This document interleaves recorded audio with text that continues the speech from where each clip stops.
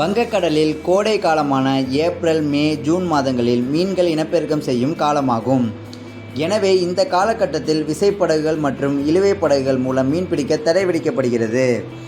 அதன்படி தமிழகத்தில் இந்த ஆண்டுக்கான 61 நாள் மீன்பிடி தடை காலம் ஏப்ரல் 15ஆம் தேதி தொடங்கியது. இந்த தடை ஜூன் 14 வரை 61 நாட்களுக்கு இருக்கும். இந்த காலகட்டத்தில் மீனவர்களுக்கும் தமிழக அரசு சார்பில் குடும்பம் ஒன்றுக்கு தலா 8000 உதவித்தொகை வழங்கப்படுகிறது. இதன் காரணமாக தமிழகம் முழுவதும் 61 நாட்களுக்கு மீன்பிடி தடைக்காலம் தொடங்கியிருப்பதால் உணவுக்கு மீன்கள் கிடைப்பது சிரமம். மேலும் மீன்களுக்கு பற்றாக்குறை ஏற்படும். இதனால் மீன்கள் விலையும் கணிசமான அளவுக்கு அதிகரிக்க வாய்ப்புள்ளது.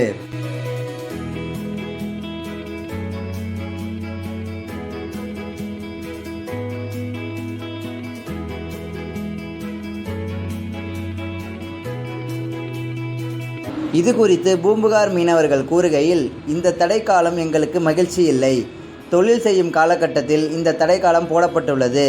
டிசம்பர் மாதங்களில் இந்த தடைக்காலம் போட்டால் நன்றாக இருக்கும் என தெரிவித்தனர். இந்த தடைக்காலம் எங்களுக்கு நல்லா தொழில் செய்கிற நாளில் தடைக்காலம் எங்களுக்கு தேவையில்லாது தான்.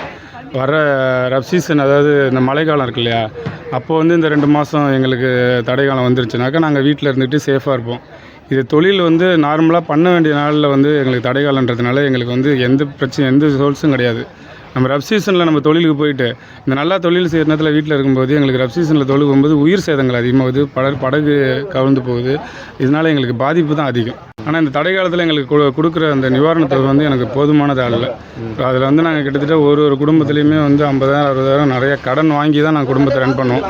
இதை மீண்டும் நாங்கள் சம்பாதிக்கணும் அப்படின்னா அந்த ரப் சீசனுக்கு போகும்போது எங்களுக்கு சிரமமாக இருக்கும். 60 நாளில் கொடுக்குற அவங்க தொகை வெறும் 8,000 ரூபா. ஒரு நாளைக்கு 133 ரூபா கொடுக்குறாங்க.